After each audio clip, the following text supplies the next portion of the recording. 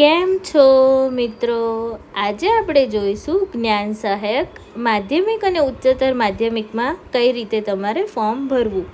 બરાબર, એની જ્ઞાન સહાયક માધ્યમિક અને ઉચ્ચતર માધ્યમિક અરજી માર્ગદર્શિકા તમને આવી રીતે આપેલી હશે ગૂગલ ઉપરથી. બરાબર છે, એમાંથી તમને હું step by step one by one તમને એક પછી એક અલગ અલગ સ્લાઇડમાં તમને બતાવીશ કે સૌથી પહેલાં ફોર્મ કઈ રીતે ફિલઅપ કરવું. તો સૌથી પહેલાં આપણે ગૂગલમાં જ્ઞાન સહાયક એવું લખીશું તો આપણને સૌથી પહેલી લિંક જોવા મળશે. એ આ જે છે પેજ ઓપન કરેલું છે જ્ઞાન સહાયક માધ્યમિક અને ઉચ્ચતર માધ્યમિક, એ સાઇટ સૌથી પહેલી દેખાશે. એની ઉપર શું કરવાનું છે, આપણે સૌથી પહેલાં ક્લિક કરવાનું છે. ક્લિક કરશું તો આવું આપણને ઓપ્શન પૂછશે, જ્ઞાન સહાયક ઉચ્ચતર માધ્યમિક માટે અરજી કરવા માટે શું કરવાનું. જો જ્ઞાન સહાયક લખો અથવા તમે આજે અહીંયા મેં સાઇટ આપેલી છે એક ટાઈપ કરશો http:// જ્ઞાન સહાયક .ssgujarat.org/ એ લિંક ઓપન કરશો ને તો તમને આ પ્રકારનું પેજ જોવા મળશે. આ જે પેજ છે એમાં તમને ડેટ અને ટાઈમ આપેલો છે કે ક્યાં સુધી તમે ઓનલાઈન અરજી કરી શકશો. બરાબર, આ પોર્ટલ ક્યાં સુધી ખુલ્લું રહેશે તે બધી તમને માહિતી જોવા મળશે. હવે એના પછી તમારે શું કરવાનું, સૌથી પહેલું કેન્ડિડેટ લોગિન આવશે. ઠીક છે, candidate login left side and right side. Left side છે એ છે જ્ઞાન સહાયક માધ્યમિક વર્ષ 2024-25, એવી રીતે આપણે શું આવશે વર્ષ 2025-26. અને જ્ઞાન સહાયક ઉચ્ચતર માધ્યમિક એટલે માધ્યમિક એટલે સેકન્ડરી અને ઉચ્ચતર માધ્યમિક એટલે હાયર સેકન્ડરી. એમાં આપણે જો માધ્યમિકમાં ફોર્મ ભરવું હોય મતલબ 9-10માં તો આ જે માધ્યમિક લખેલું છે એના ઉપર ક્લિક કરવાનું રહેશે. અને જો આપણે ઉચ્ચતર માધ્યમિક મતલબ 11-12 માટે ફોર્મ ભરવાનું હોય તો આપણે આના ઉપર ક્લિક કરવાનું રહેશે. ઠીક છે, ક્લિક કર્યા પછી તમને આવી રીતનું કંઈક પેજ જોવા મળશે. બરાબર છે, આપણે હવે માધ્યમિકમાં જોવું છે તો જો અહીંયા 2026 આવી ગયું, એવી જ રીતે ઉચ્ચતર માધ્યમિકમાં પણ વર્ષ 2026. તો આવી રીતે તમને આ વર્ષ માટેનું જોવા મળશે. તો તમારે જેમાં ફોર્મ ભરવું હોય એમાં સૌથી પહેલાં શું કરી દેવાનું છે, લોગિન કરવાનું છે. એટલે એના ઉપર ક્લિક કરવાનું છે. એ તમે ક્લિક કરશો એના પછી કંઈક આવી રીતે કેન્ડિડેટ રજિસ્ટર એવું કરીને એક પેજ ઓપન થશે. બરાબર, એ જે પેજ ઓપન થાય એમાં આપણે સૌથી પહેલાં શું કરવાનું છે કે હવે 2023-24માં ટાટની એક્ઝામ આવી હતી. બરાબર, એના પછી હવે 25-26માં આવી છે. પણ આપણે આ જે ફોર્મ ભરવાનું છે એ અત્યારે 23-24માં જે વિદ્યાર્થીઓએ પાસ કરી હોય એના માટેનું ફોર્મ ભરવાનું છે. બરાબર છે, તો પહેલાં TAT higher secondary exam year 2023-24, પછી અહીંયા તમે જે ટાટની એક્ઝામ આપી હોય એનો જે સીટ નંબર હોય એ શું કરવાનો છે, ટાઈપ કરવાનો છે. અને તમારી ડેટ ઓફ બર્થ, પહેલાં ડેટ પછી મંથ અને પછી યર. ઠીક છે, આ લખ્યા પછી તમારું ઈમેલ આઈડી એ કંઈ જરૂરી નથી પણ લખશો તો કોઈ પ્રોબ્લેમ નથી. પછી એક મોબાઈલ નંબર લખવાનો છે જે તમારો કરંટ હોય. એના પછી ઈમેલ આઈડી એટલે તમે જે પાસવર્ડ બનાવ્યો હોય તે, અને એના પછી કન્ફર્મ પાસવર્ડ. આ બધું ફિલઅપ થઈ જાય પછી તમારે નીચે એક આપેલો છે કેપ્ચા. ઠીક છે, એ કેપ્ચામાં તમને અહીંયા નીચે એડિશન આપેલું છે મતલબ સરવાળો કરવાનો. જેમ અહીંયા આપેલું છે 6+58, એવી રીતે અલગ અલગ આવશે. એવી રીતે 60+2 એવું પણ હોય તો 62 આવે. બરાબર, એવી રીતે શું આવશે, કેપ્ચામાં જે નંબર લખેલો હોય એ નંબર એડ કરી અને પછી તમારે વેરીફાઈ મોબાઈલ નંબર એના ઉપર ક્લિક કરવાનું રહેશે. તમે વેરીફાઈ મોબાઈલ નંબર ઉપર ક્લિક કરશો એટલે તમારા ફોનમાં ટેક્સ્ટ મેસેજ આવશે. એ ટેક્સ્ટ મેસેજ શેનો આવશે, ઓટીપીનો આવશે. એ તમે જે ઓટીપી તમને જે આવે એ ઓટીપીમાં શું કરવાનું છે, જો પછી આજે સેકન્ડ પેજમાં મેં બતાવ્યું ને ઓટીપીની શું કરવાની છે, ડિટેલ લખવાની છે. તો ઓટીપી અહીંયા તમે લોકો એન્ટર કરી દેશો. ઓટીપી 4 આંકડાનો કે 6 આંકડાનો આવશે. બરાબર છે, એ ઓટીપીનો ટાઈમ લિમિટ હોય છે 10 મિનિટ જેવો ટાઈમ હોય છે. એટલે તમારે 10 મિનિટની અંદર ઓટીપી લખવાનો રહેશે. ઓટીપી લખ્યા પછી રજિસ્ટર પર શું કરવાનું છે, ક્લિક કરવાનું છે. એટલે રજિસ્ટર પર ક્લિક કરી દેશો એટલે શું થઈ જશે, તમારું કેન્ડિડેટ રજિસ્ટર થઈ જશે. એટલે શું થયું, આપણું વન ટાઈપ ઓફ લોગિન, એટલે સ્ટુડન્ટનું લોગિન થઈ ગયું એવું કહી શકીએ આપણે. હવે તમે જ્યારે પણ આ જ્ઞાન સહાયકની એપ ખોલશો એમાં આ જે લોગિન નંબર હશે તમારે હવે ફર્સ્ટ રજિસ્ટર કરવાની જરૂર રહેશે નહીં, કારણ કે રજિસ્ટર તો આપણે પહેલાં કરી દીધું છે. એટલે રજિસ્ટ્રેશન થઈ ગયા પછી જ્યારે આપણે આ સાઇટને ઓપન કરીએ ત્યારે શું કરવાનું, કેન્ડિડેટ લોગિન. ઠીક છે, તો જો અહીંયા મેં જેમ બતાવ્યું છે કે રજિસ્ટ્રેશન થઈ ગયા પછી રજિસ્ટ્રેશન લિંકની નીચે ક્લિક હિયર મતલબ લોગિન કાં તો રજિસ્ટર એ લખેલું, એના ઉપર તમારે શું કરવાનું છે, ક્લિક કરવાનું છે. એટલે તમે જેમ એ લોગિન ઉપર ક્લિક કરશો એટલે તમને ફરી પાછું આના જેવું પૂછશે કે તમારે શેમાં લોગિન કરવાનું છે, માધ્યમિકમાં કે ઉચ્ચતર માધ્યમિકમાં. તો તમે જેના માટે ફોર્મ ભરતા હો એના ઉપર શું કરી દેવાનું, ક્લિક કરી દેવાનું. ઠીક છે, હવે ક્લિક કરી દીધા પછી જો જે હવે પેજ ઓપન થશે એમાં શું આવશે, કેન્ડિડેટ લોગિન. તો કેન્ડિડેટ લોગિન કરશો એમાં તમારે અહીંયા સૌથી પહેલો શું લખવાનો છે, સ્ટાર્ટ સીટ નંબર. જેમ તમે આગળ રજિસ્ટ્રેશનમાં લખ્યો એનો એ સીટ નંબર તમારે અહીંયા લખવાનો રહેશે.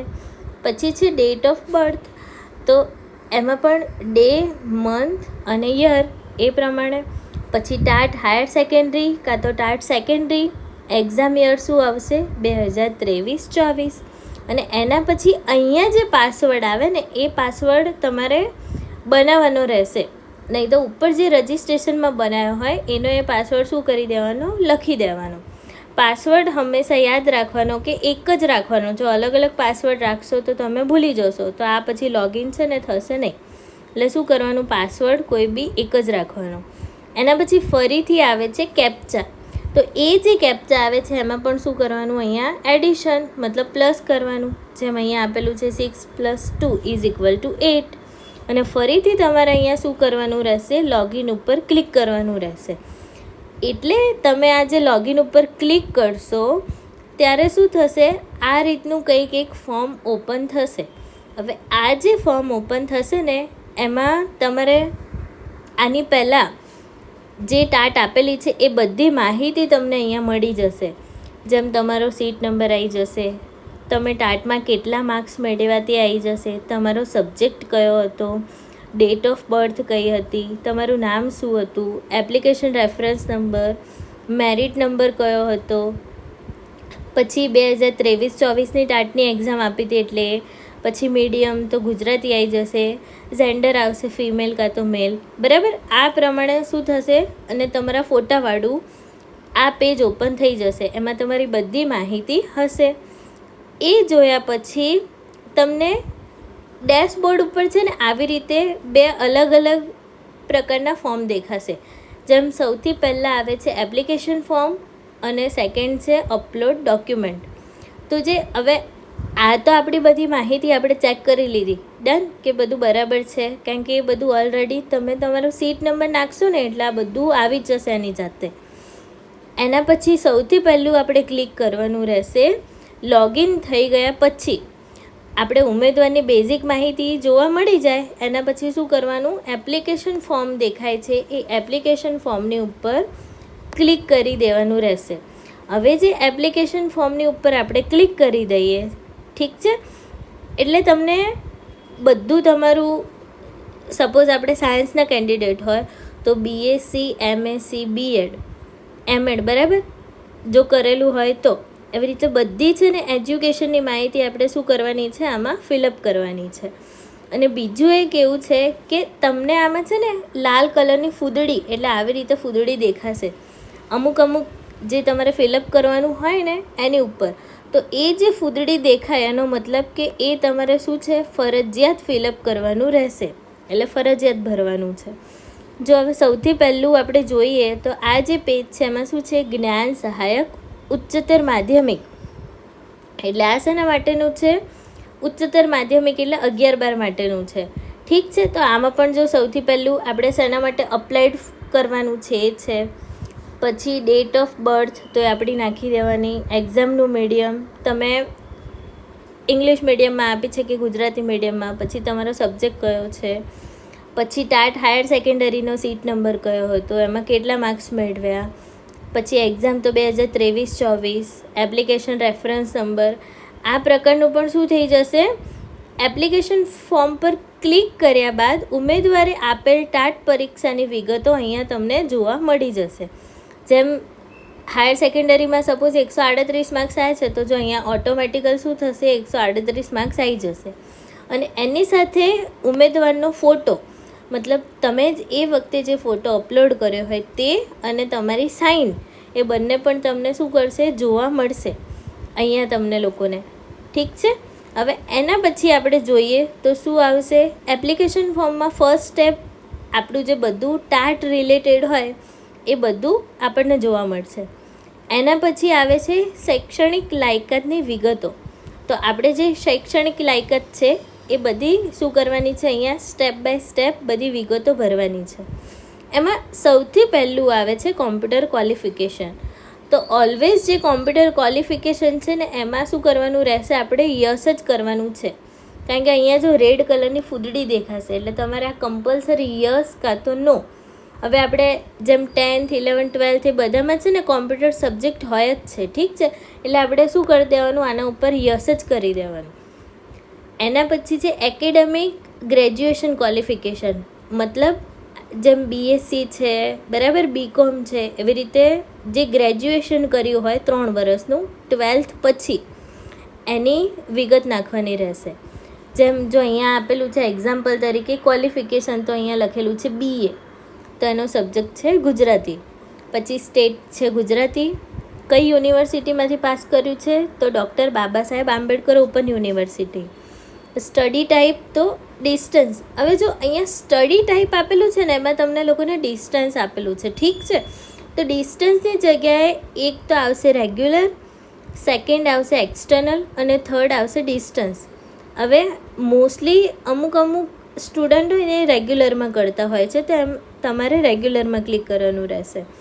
અમુક student only for external college કરતા હોય છે કે ખાલી એક્ઝામ આપવા જવાની, તો એ લોકોએ શું કરવાનું હશે, એક્સટર્નલ પર ક્લિક કરવાનું હશે. અને આ બંને સિવાયનું મતલબ ડિસ્ટન્સ, મતલબ ગેપ લઈને તમે કરતા હો એવું કંઈક હોય તો તમારે શું કરવાનું, ડિસ્ટન્સ ઉપર ક્લિક કરવાનું રહેશે. પછી પાસિંગ યર, તો તમે કયા વર્ષમાં BA કે BSc કે BCom પાસ કર્યું છે, પછી કેટલી ટ્રાયલમાં પાસ કરેલું છે એ મેન્શન કરવાનું છે. ઠીક છે. પછી જો અહીંયા તમારી જે માર્કશીટ હશે BScની કે BAની, બરાબર, તો એમાં તમને લોકોને ઓપ્ટેન માર્ક્સ અને ટોટલ માર્ક્સ એ બંને કેવું હશે, આપેલું હશે માર્કશીટની અંદર. તો તમે જ્યારે એ બંને લખશો ને એટલે આ જે સાઇટ છે એમાં એવું છે કે પર્સન્ટેજ શું થઈ જશે, ઓટોમેટિકલી એની રીતે આવી જશે. તમે ઓપ્ટેન માર્ક્સ અને ટોટલ માર્ક્સ લખશો એટલે તમારા કેટલા પર્સન્ટેજ આવે એ તમારે અલગથી લખવાની જરૂર રહેતી નથી. ઓટોમેટિકલી એ કન્વર્ટ કરી અને આપી દે છે. હવે વાત આવી પોસ્ટ ગ્રેજ્યુએશન. તો આપણને ખબર જ છે BSc કર્યું હોય તો એના પછી આવશે MSc, BA હોય તો MA, BCom હોય તો MCom.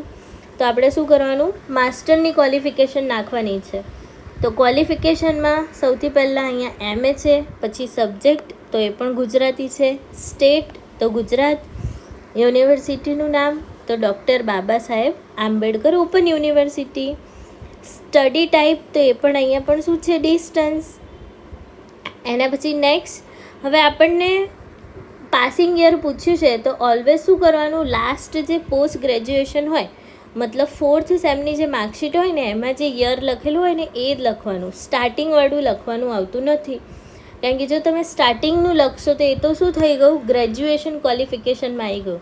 એટલે તમારે આખા 2 વર્ષ કમ્પ્લીટ થઈ જાય પછીનું યર થશે એ શું થશે, તમારું પાસિંગ યર. આમાં પણ નંબર ઓફ ટ્રાયલ તો તમે ફર્સ્ટ અટેમ્પમાં કર્યું છે, સેકન્ડ અટેમ્પમાં કર્યું છે તો એ પ્રમાણે લખવાનું રહેશે. આમાં પણ શું કરવાનું, સેમ ટુ સેમ ઉપર જે રીતે લખ્યું એ જ રીતે ઓપ્ટેન માર્ક્સ અને ટોટલ માર્ક્સ તમે લોકો લખી દેશો એટલે તમારે શું આવી જશે, પર્સન્ટેજ ઓટોમેટિકલી આવી જશે.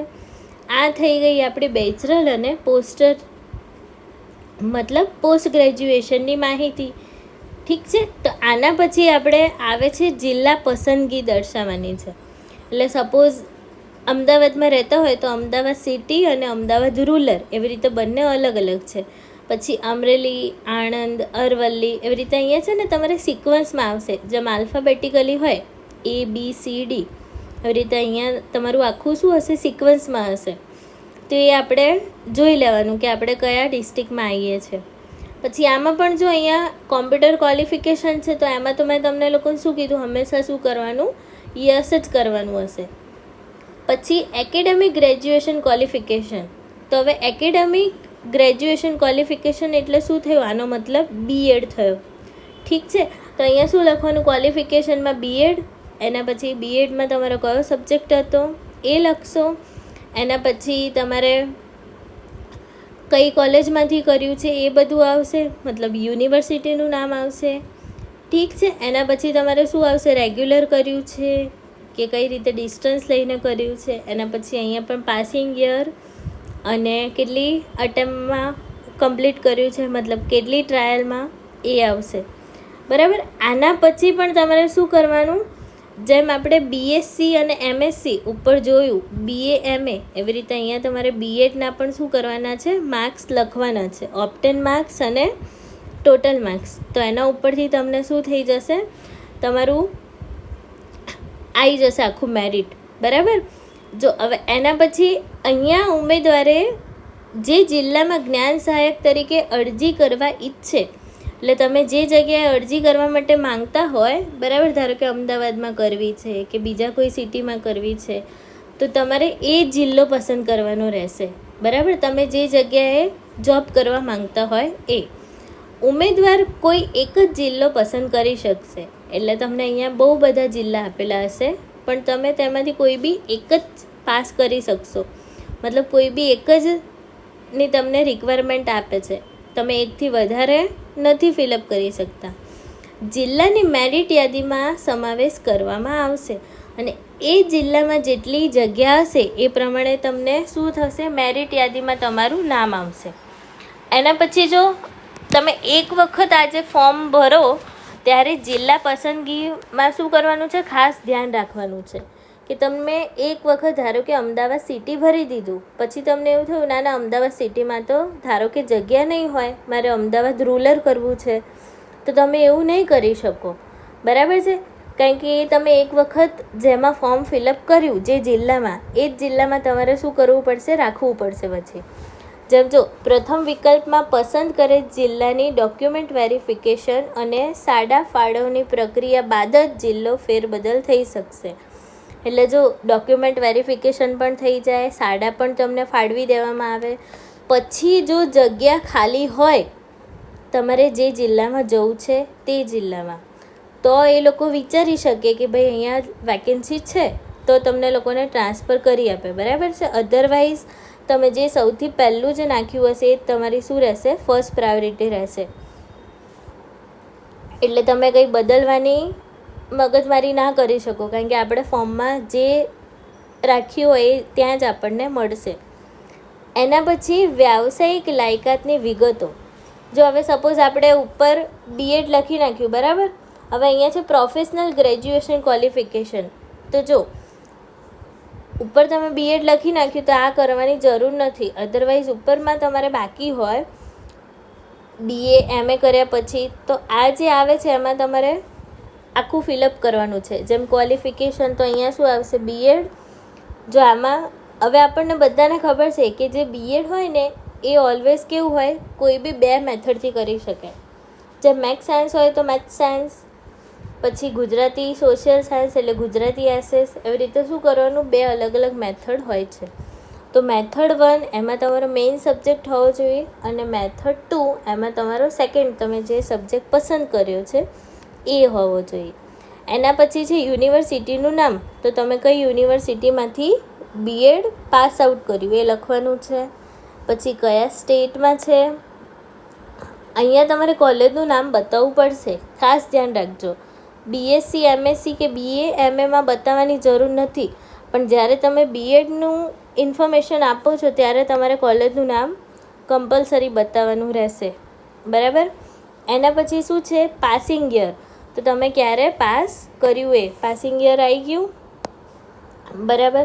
પછી જો હવે એ જે તમારી કોલેજ હોય ને એ કોલેજ કેવી છે, NCTE છે કે RCIના રેકોગ્નાઇઝ છે એ તમારે જોવાનું રહેશે. તો એ તમે ગૂગલમાં સર્ચ કરશો ને તમારી કોલેજનું નામ લખીને તો તમને બતાવી દેશે કે તમારી જે કોલેજ છે એ NCTE અથવા RCIના અંડરમાં છે કે નહીં. તો એ પ્રમાણે શું કરવાનું, યસ કાં તો નો લખી નાખવાનું. આમ તો મોસ્ટલી બધી કોલેજ છે ને આના અંડરમાં હોય જ છે, એટલે યસ કરી જ દેવાનું છે, પણ એક વખત જોઈ લેવાનું આપણા ઇન્ફોર્મેશન માટે. એના પછી નેક્સ્ટ છે ઓપ્ટેન માર્ક્સ અને ટોટલ માર્ક્સ. આમાં પણ શું કરશો તમે લોકો, માર્ક લખી દેશો તો તમને ઓટોમેટિકલ પર્સન્ટેજ આવી જશે. હવે આના પછી પ્રોફેશનલ ગ્રેજ્યુએશન પતી ગયું છે. પ્રોફેશનલ પોસ્ટ ગ્રેજ્યુએશન મતલબ શું થયું, એમએડ. તો બીએડ કર્યા પછી એમએડ કરેલું હોય તો એમએડ કરેલા કેન્ડિડેટે પણ ઉપર જેમ સેમ ટુ સેમ બીએડમાં વિગતો ભરીને એવી જ રીતે આમાં વિગતો ભરવાની રહેશે. ક્વોલિફિકેશન હશે, પછી સ્ટેટ છે, કોલેજનું નામ છે, સ્પેશિયલ ફિલ્ડ કઈ રાખી છે તમે લોકોએ, કઈ યુનિવર્સિટીમાંથી પાસ કર્યું છે, પાસિંગ યર કયું છે, બરાબર. એના પછી જો પોસ્ટ ગ્રેજ્યુએશનમાં મેળવેલ ગુણ દાખલ કરવા માટે ઇન્સ્ટ્રક્શન મેન્યુઅલ વાંચો. એટલે શું કરવાનું છે તમારે, જ્યારે તમે આ ફિલઅપ કરો ને ત્યારે એક વખત તમારે ઇન્સ્ટ્રક્શન મેન્યુઅલ વાંચી લેવાનું કે એમાં તમને કઈ રીતનું શું આપેલું છે. જો હું તમને અહીંયા બતાવું છું, નીચે છે જેમ આમાં પણ NCTE અને RCI રેકોગ્નાઇઝ, તો યસ નો. પછી ઓપ્ટેન માર્ક્સ અને ટોટલ માર્ક્સ, ઠીક છે. એના પછી શું કરવાનું, આ બધું પતી ગયું પછી તમારે save and next A button ઉપર શું કરવાનું રહેશે, ક્લિક કરવાનું રહેશે. એટલે તમે આના ઉપર જ્યારે ક્લિક કરી દેશો સેવ એન્ડ નેક્સ્ટ તો તમને શું આવી જશે, ઓકે, મતલબ આ જે તમે ફોર્મ ભર્યું છે એકદમ સક્સેસફુલી ફિલઅપ થઈ ગયું છે, એપ્લિકેશન સેવડ સક્સેસફુલી, બરાબર. તો આ save and next button click કર્યા બાદ એપ્લિકેશન સેવ થઈ જશે અને એના પછી ઓકે બટન પર ક્લિક કર્યા બાદ તમે આગળની પ્રક્રિયા કરી શકશો. જ્યાં સુધી આ ઓકે બટન ના આવે ત્યાં સુધી આપણે એવું એરર બતાવે કે આપણે કોઈક વસ્તુ ફિલઅપ કરવાની બાકી છે, ઠીક છે. તો એ શું કરવાનું, સ્ટેપ બાય સ્ટેપ ફરી એક વખત જોઈ લેવાનું કે આપણે જે ફોર્મ ફિલઅપ કર્યું છે એમાં કંઈ બાકી રહેતું નથી ને. જે જોવાઈ ગયું પછી શું કરી દેવાનું, સેવ એન્ડ નેક્સ્ટ, મતલબ સક્સેસફુલી થઈ ગયું. એના પછી તમારું જે સેકન્ડ પેજ આવી રીતે ઓપન થશે એમાં તમારે છે ને બધા ડોક્યુમેન્ટ શું કરવાનું છે, અપલોડ કરવાના છે. હવે સપોઝ આની પહેલાંનું જે 2023માં કોઈ કેન્ડિડેટ જ્ઞાન સહાયક તરીકે જોબ કરી હોય 11 મહિનાના કરાર માટે, બરાબર, તો તમને ત્યાંથી છે ને તમારા 11 મહિના પૂરા થશે પછી ત્યાંથી તમને એક સર્ટિફિકેટ આપશે. એને કહેવાય જ્ઞાન સહાયક તરીકે સંતોષકારક કામગીરી કરેલી અંગેનું પ્રમાણપત્ર. એ જો આપેલું હોય તો તમારે એ પણ અહીંયા અપલોડ કરવાનું રહેશે. એટલે આ લોકો પ્રૂફ માંગે છે, બરાબર, કે તમે કઈ જગ્યાએ કરેલું છે ને, તો એ આપણે અપલોડ કરી દેવાનું. એના પછી 10thની માર્કશીટ હશે, પછી સ્કૂલ લિવિંગ સર્ટિફિકેટ હશે, 12thની, પછી તમે જે પ્રમાણે બેચરલ કર્યું છે, માસ્ટર કરેલું છે, ગ્રેજ્યુએશન કરેલું છે, પોસ્ટ ગ્રેજ્યુએશન કરેલું છે, અને તમારે જે 2023માં આવી હોય ટાટ સેકન્ડરી કે ટાટ હાયર સેકન્ડરીની માર્કશીટ તમારા ફોટોવાળી અને કેટલા માર્ક્સ મેળવેલા છે એ જે ટપાલમાં આવે છે ને, તો એ પણ શું કરવાનું, તમારે અપલોડ કરવાનું રહેશે. હવે આ જે અપલોડ કરો ને એમાં અહીંયા એક ફિક્સ સાઇઝ આપેલી છે કે તમારે આટલી સાઇઝના અંદર ડોક્યુમેન્ટ શું કરવાના છે, અપલોડ કરવાના રહેશે. તો આપણે શું કરી દેવાનું કે આ જે બધા ડોક્યુમેન્ટ અપલોડ કરીએ ને, તો સપોઝ આપણને નથી આવડતું, ચલો કે આટલી સાઇઝમાં કરવાનું, તો શું કરવાનું, આ જે બધા ડોક્યુમેન્ટ હોય ને એને એક વખત આપણે વોટ્સએપમાં આપણા નંબર ઉપર સેન્ડ કરી દેવાનું. સેન્ડ કર્યા પછી જોઈ લેવાનું કે આપણે જેટલી સાઇઝ જોઈએ છે એટલા પ્રમાણે ક્રોપ કરી દેવાનું. જો એ ક્રોપ કર્યા પછી ફરી પાછું તમે બીજા કોઈકને સેન્ડ કરશો ને તો એ આપણે જેટલી સાઇઝ જોઈએ છે ને એટલા પ્રમાણમાં શું થઈ જશે, ડોક્યુમેન્ટ સ્કેનિંગ થઈ જશે. જેટલી અહીંયા KB કે MBમાં જેટલું જોઈએ છે, અહીંયા બધું આપેલું છે 1 MBમાં, તો એટલામાં શું થઈ જશે, તમારું અપલોડ થઈ જશે. હવે અહીંયા છે ને 2 વસ્તુ તમને આપેલી નથી, જે છે એક ફોટો તમારો સ્કેન કરેલો અને સાઇન, એ બંને પણ તમારે શું કરવાનું રહેશે, અહીંયા અપલોડ કરવાનું રહેશે. તો એ ફોટો અને સાઇન પણ તમે લોકો અપલોડ કરી દેશો એટલે આ બધું ડોક્યુમેન્ટ એકદમ અહીંયા તમને બધું ગ્રીન કલરનું દેખાશે. આ જે બધું છે ને અપલોડ ફાઇલ, એ બધામાં અહીંયા આગળ ગ્રીન કલરનું આવી જશે અને અહીંયા બધું સક્સેસફુલી અપલોડ એવો પણ ઓપ્શન આવી જશે. બરાબર. એટલે આ જે બધું અપલોડ થઈ ગયા પછી જો લાગુ પડતા તમામ ડોક્યુમેન્ટ યોગ્ય રીતે અપલોડ કરવાના રહેશે. જેમાં જ્ઞાન સહાયક તરીકે ફરજ બજાવી રહ્યા છે તેઓ અન્ય શાળામાં જ્ઞાન સહાયક તરીકે જોડાવાનું થાય તો તમે જ્ઞાન સહાયક તરીકે સંતોષકારક કરેલ કામગીરી અંગેનું પ્રમાણપત્ર અપલોડ કરવાનું રહેશે. મેં જેમ પહેલાં કીધું ને, એ લોકો આપણી જોડે પ્રૂફ માંગી લે છે કે તમે કઈ જગ્યાએ જોબ કરો છો. બરાબર. તો એ બધું શું કરવાનું છે, આપણે અપલોડ કરી દેવાનું. હવે આ બધું અપલોડ થઈ ગયા પછી જો તમને છે ને આવી રીતે એક નાનું ચોરસ બોક્સ દેખાશે, એમાં એની ઉપર તમે ક્લિક કરશો ને એટલે તમને આવી રીતે રાઇટનું નિશાન આવી જશે કે આ જે આપણે ફિલઅપ કર્યું એ બધી માહિતી કેવી છે, આપણી સાચી છે. એટલે આ જે બધી ઇન્ફોર્મેશન આપણે આપીએ છીએ કે એ બધું અમે સાચું અપલોડ કર્યું છે, એમ કોઈ ખોટું અપલોડ નથી કર્યું. એના પછી તમારી અરજી ફરજિયાત કન્ફર્મ કરવાની રહેશે. હવે આપણે આ તો બધું ફિલઅપ કરી દીધું. હવે એના પછી આ જે ગ્રીન કલરનું બટન છે એ શું છે, કન્ફર્મનું બટન છે. તો એના ઉપર આપણે શું કરી દેવાનું, ટિક કરી દેવાનું. ટિક કરી દેશો એટલે આપણે અત્યાર સુધીની જે બધી માહિતી લીધી એ બધું શું થઈ ગયું, કન્ફર્મ થઈ ગયું. જેમ અહીંયા લખેલું છે જો, લાગુ પડતા તમામ ડોક્યુમેન્ટ યોગ્ય રીતે અપલોડ કર્યા બાદ બાહેધરી પર ક્લિક કરવું ફરજિયાત છે. ત્યારબાદ અરજી કન્ફર્મ કરવું ફરજિયાત છે. જ્યાં સુધી તમે અરજી કન્ફર્મ નહીં કરો ત્યાં સુધી આ તમારી અરજી કેવી ગણાશે, માન્ય ગણાશે નહીં. એટલે જ્યાં સુધી તમે કન્ફર્મ નહીં કર્યું હોય ત્યાં સુધી સાઇટ ઉપર એવું નહીં બતાવે કે તમારું ફોર્મ ફિલઅપ થઈ ગયું છે. એટલે આપણું આખું ફોર્મ ભરાઈ જાય પછી શું કરી દેવાનું, કન્ફર્મ.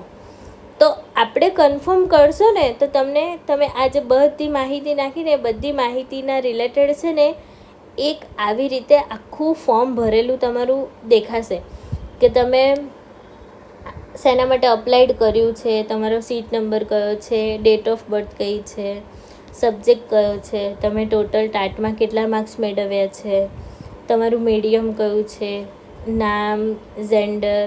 એટલે આ જે બધી છે ને એ બધી આપણી પર્સનલ ડિટેલ આમાં આવી જશે. બરાબર. તો એ છે ને આપણે શું કરવાની રહેશે, એક વખત જોઈ લેવાની કે આ જે બધું છે એ બધું એકદમ વ્યવસ્થિત આપણે ફિલઅપ કર્યું છે કે નહીં. એ બધું આપણને દેખાઈ જાય પછી જો અરજી કન્ફર્મ કર્યા પછી આ જે અરજી પત્રક છે એ ઓપન થશે, જેમાં ઉપરની બાજુએ આપેલા વિકલ્પો પરથી ડેશબોર્ડ પર શું કરવાનું રહેશે, તમારે ક્લિક કરવાનું રહેશે. એટલે આના ઉપર ક્લિક કરશો એટલે આવી રીતે ફોર્મ આવી જશે. એ ફોર્મમાં સાઇન, પછી અહીંયા તમારો ફોટો અને આ જે બધી છે તમારી ટાટ રિલેટેડ બધી ઇન્ફોર્મેશન આવી જશે.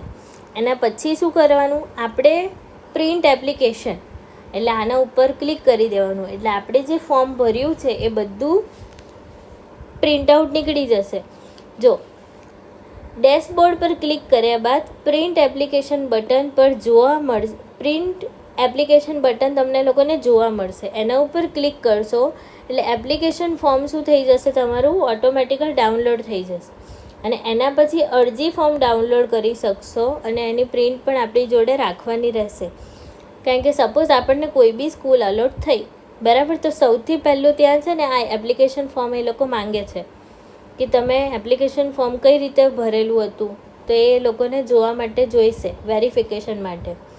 તો એપ્લિકેશન ફોર્મની PDF ફાઇલમાં તમને લોકોને મળશે. એની શું કરવાની, પ્રિન્ટ કાઢી અને ઉમેદવારે સાચવી રાખવાની રહેશે, જરૂર પડે રજૂ કરવાની રહેશે. બરાબર. એ આપણને ઓલરેડી પહેલેથી કહી જ દે છે કે આપણે શું કરવાનું, એને સાચવી રાખવાની છે.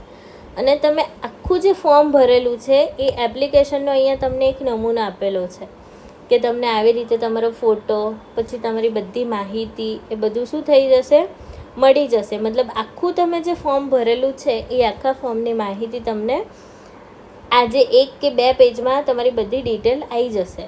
બરાબર. તો બસ આ હતું આપણું જ્ઞાન સહાયક તરીકે કઈ રીતે ફોર્મ ભરવાનું. તો હું આશા રાખું છું કે તમે બધા એકદમ શાંતિથી સમજ્યું હશે અને કોઈ પ્રોબ્લેમ નહીં આવી હોય.